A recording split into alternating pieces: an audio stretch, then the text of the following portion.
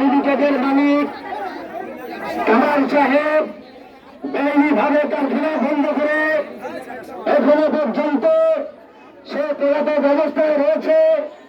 আমরা ওনাকে জিজ্ঞাসা করতে চাই এবং স্পষ্ট ভাষায় বলতে চাই, আপনাকে ক্লিয়ার ভাষায় বলতে চাই যে আপনি বেআইনিভাবে যেমন কারখানা বন্ধ করেছেন, দফায় দফায় আমাদের আলোচনার ভোট দিয়েছেন সরকারি অধিদপ্তরে দেশের জন্য, আপনি ভোট দিয়ে বসতে পারেন নাই।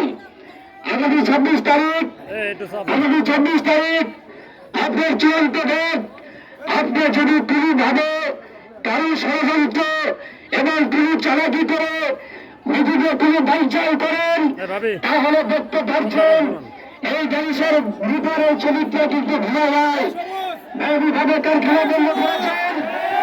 26 তারিখ কোনোভাবে দালালির চক্রে কোনো স্তরিতে যদি মিটিং বাঞ্চাল করেন, তাহলে আপনাকে কিন্তু আমরা ধরতে বাধ্য করব। আমরা কিন্তু আইন শৃঙ্খলা মেনে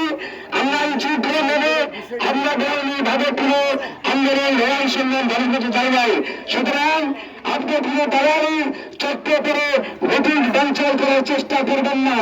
আমরা কিন্তু সোজা আন্দোলনে ঘৃণার আন্দোলন কিন্তু দেখা করতে পারি। ভালো বোনেরা, আপনার রক্তের মধ্যে আমরা যদি এই কামাল সাহেবকে ভাঙ্গা জবাব দিয়ে আপনাকে কামাল সাহেবের যারা এখানে অবস্থানে আছেন ভাই ব্রাদার আত্মীয় স্বজন, তাদেরকে বলতে চাই, আপনি বিপদে ফেলেন না কামাল সাহেবকে, উস্কানি দিলেন না।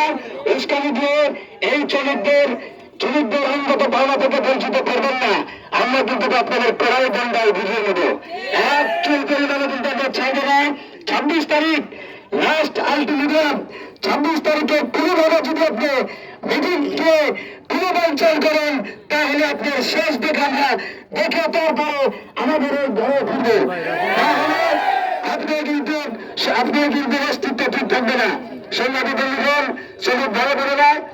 এখন আপনাদের সামনে বক্তব্য রাখবেন